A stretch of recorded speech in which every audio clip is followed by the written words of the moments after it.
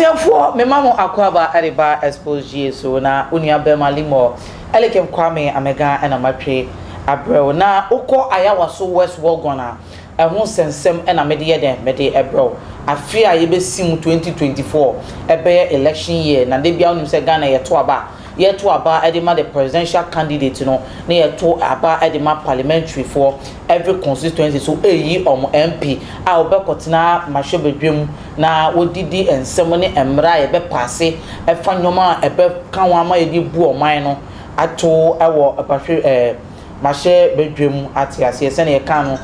parliament na eba Ayawaso West Wuogon a ehonum na ase hit kakra eya den eya bem na every 2016 eba no ye papa bi a wonya ni baby ko Emmanuel Boache ejakun ono ena na wote so until say bama wuo eye den ebefa no obi be se bama wuo de ni timodin pa onfa wo se wudi wani se wudi de oba na wo so fo no wa befa ema bama wuo befa no na wo free so emre efe no 2018 ena wo free so enu nti ema ne yere no ebeswani na ne yere ne begina mu ema ogina mu as a parliamentary candidate ana MP Minister of Parliament for that position no edema ni kunu no na emre dru so no tumu se Ghana de wonim ma mini kunu free mu no she got that sympathy from people and okas when esadi wo begina ampaso wo gina ye no nya that sympathy and the love from the people and the Tuaba Edimani, even though she was not politically involved into politics, even though Nani Kuno and didn't win the politics mo, but directly not one yet politics. But Nikunu free mono never saw the Numbora politics mo, now be Jina Edima Ayawaso West Wuogon. Now Ayawaso West Wuogon, Obibaka said, ni opposite candidate, opposition candidate, and in Jina, Yemia Bema, John Dumelo. 2022 na oko Ayawaso West Wuogon it is well known say MPP candidate enetai winning ewo hono oye ne den no matter who you are as an NDC you can never win the Ayawaso West Wuogon because muchly dominated by the NPPs na sa no na John Dumelo so ye na adwen say obegina ewo Ayawaso West Wuogon hono na ogina eni enim say o ma me ne betwi ni mu with a gab of something but ye to Ayawaso West Wuogon no ewie ye no na ma me no de just 2000 votes say 1500 votes and they pa John Dumelo ho when they raise concern say debi anka Ayawaso West Wuogon de oni MPP ni gina no one twini mu 5000 3000 7000 because you don't get close to the woman because it's one of the biggest constituencies in Ghana. Ekwe Chirepa, Ekofa Legon, any is Legon honi na anti ade. Itina nkofo expect say John Dumelo being the first person Oba Bestfriend will give that woman the gap, but he gave that woman the gap. It's nkofo kra I raise concern say send your mind kra sa konene send your mind abedri any 2020 koye ye ye sure say Dumelo sa ekobiom a anhwa obema mame no a tight competition ye nim say mame no obegina biom ana wonya den won gina but so oni ni gina biom dia John Dumelo will have a slight win over the woman say oye ni nyuma so ye den eyie na woche John Dumelo so a yes oye Ghana movie actor or actor he's good munim say John Dumelo there in a picture of Ghana movies that's a nice dark guy ebi akọ Nigeria send ye bebo abranti e fe no Emeka Ike dia sana John Dumelo so be edema Ghana wo pe Ghana Emeka Ike eno ani John Dumelo the film bro oyi movies bi money ade e ma no feature very well for Ghana movie now so bedu baby a Ghana movie won touch money ade no we have come to know him for his philanthropic work ene yem fa ne say ni good philanthropic work ni eja enyoma papa bi a woye ewo as an actor and a person no as a celebrity in the industry or in the country as a Ghanaian now so ye say wo mu an ye hu say John Dumelo do no wura family mu na ebi wo wa uyo bi a wote di social media platform echi a na Snapchat na Instagram mimi per se there me type follow no on Snapchat pa or ye farmer ene wa born ho modern edu baby kra farm no oyi bayre no gu car mu a otumi ka so fa buo we say ebe fa bayre duduo say no oton at a cheaper price obi be ka say oh yeah akuma nyoma pa even with his farm and any ade no he's still selling them at no matter what economy na di na nkofo raise your prices high no otumi ka so fa 20 be fa bayre 15 bayre say oh yes nyoma we ni na we have seen it on his Snapchat on his pages and all that and he has been good for that and now go University of Ghana a baby bayan cannot all political power as an MP no or jere ne ho say okofa your friend is saying ekototo laptops student omuntua school fees. He is somebody who go University of Ghana will be here money at they can direct you to him and then in your public kakra also hear them or he's a young chapa also rising in the country but or your man pennyfo so I was some way no or so here they are branch or so hear them oh be it no be him say oh yes yeba NDC moi on the 3rd of May 2023 and no primaries for MPs and presidents. It is a person we president and flag bearer for NDC on the 3rd May and obia ba ko fa the forms na ya to ebia o me form na ya to aba ama o say who be flag bearer and MP bia o person ko parliamentary primaries no eja on the 3rd May ye beto sa aba no and on the presidential candidates form no okofa 30,000 Ghana cedi can it take 300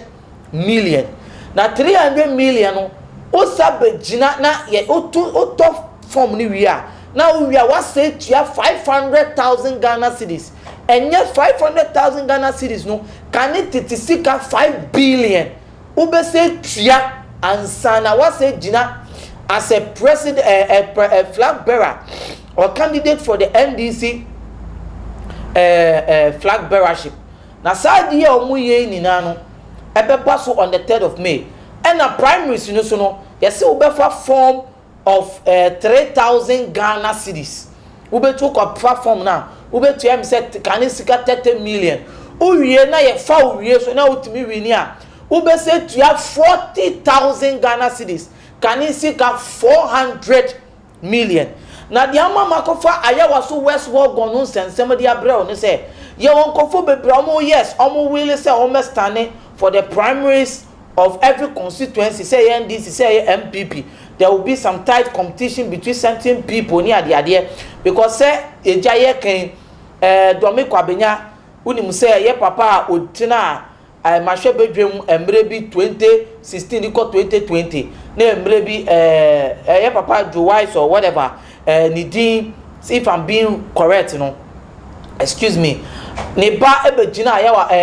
domi kwabenya ehonum aja safu ohun semsem bae no munim say people are raising their concern say eba omo primaries na antwa Ayawaso ba no obeye den obe peke that position but nye eno honum na me dem me wo until there will be some tight competition tight concerns when it comes to the primaries of the constituency and MP seat now there will be some tight your friend is saying competitions and contest to be a better than a bekoso now when I hear me a my your friend Nuamah on the Ayawaso West Wuogon seat no or no so di adia betu dwa say ono so be pick the form for the NDC primaries or be contest say or be G for the NDC seat you be jinama NDC wa Ayawaso West Wuogon as a parliamentary candidate no ono friend Nuamah be contest John Dumelo wa funny forms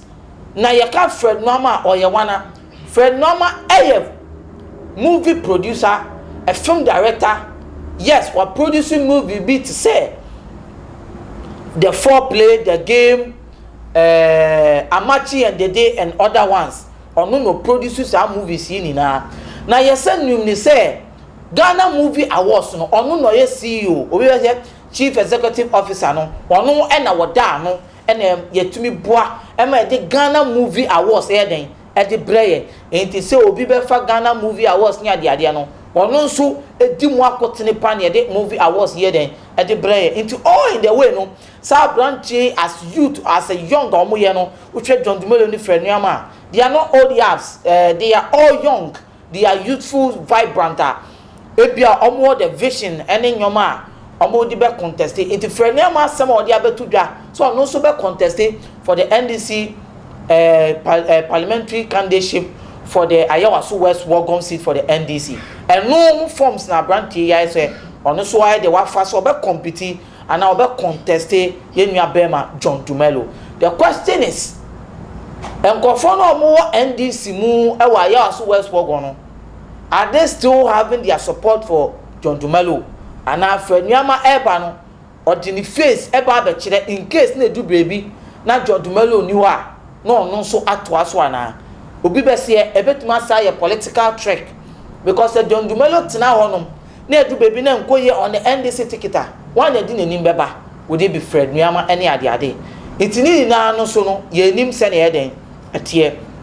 na obi be bisa say John Dumelo any Fred Nuamah no what is their credibility in contesting for this candidacy because Ghana no obegina baby a e was so some mentorship and now credibility bia ebema position a wo fa no ebema nkofo be den ebeto e the amount empempire issues be ba when it comes to Ghana Movie Awards am nkofo bi mu raise concern on United Showbiz towards Fred Nuamah say edu baby kra Ghana Movie Awards no na nkofo bi mu to na ye the mass certain people it na enye interesting bio na it say what na say upon effort I be making no we say movie no at the end of the day e be ma Jackie appear at the end of the day e be ma Lewen at the end of the day e be ma Majid so people were able to read the people who win the Ghana Movie Awards na nkofo bi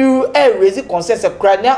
Nuamah credibility on the Ghana Movie Awards no was losing its peak of interest and nkofo wo ama sani credibility no sa consensus ni na so ye den e baaye san semwe ni na e wo ho ba ye hwe on the 13th of May no say why na e na obegina na wo be winning the NDC seat of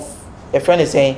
the candidacy for the Ayawaso West Wuogon na ebusuafo ensema eda ho no e na mede ye den mede e den abro enti ensem ni na wo hwe no e na me nso mede ye den mede abro aha e na mede wo ebesi chewadwen na chew comment let's say Ayawaso West Wuogon 2024 how far and at 13th May on the NDC flag